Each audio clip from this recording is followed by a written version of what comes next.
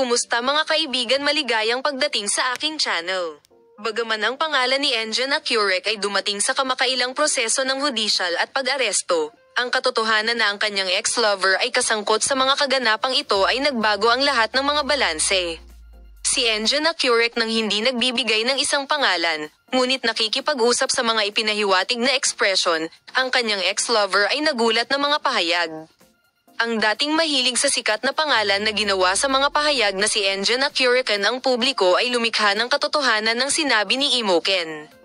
Ang dating magkasintahan, na inaangkin na si Enjan ay may isang ganap na magkakaibang panig ng Enjan, na kilala bilang isang tahimik at romantikong tao, naisip na siya ay palaging isang mabuting tao, ngunit ang katotohanan ay naiiba.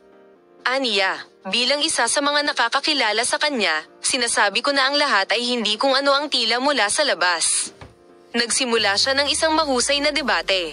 Ang mga salitang ito ay mabilis na kumalat sa social media. Maraming mga tao ang nagsimulang magtanong sa katotohanan na pinagbabatayan ng mga pahayag na ito.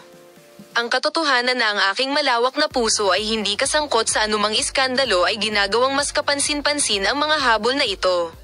Hindi ko pa nakalimutan na ang kanilang ex-lover ay hindi nakalimutan na ginawa nila akong mabuhay sa pamamagitan ng pagtukoy sa ilang mga kaganapan sa nakaraan.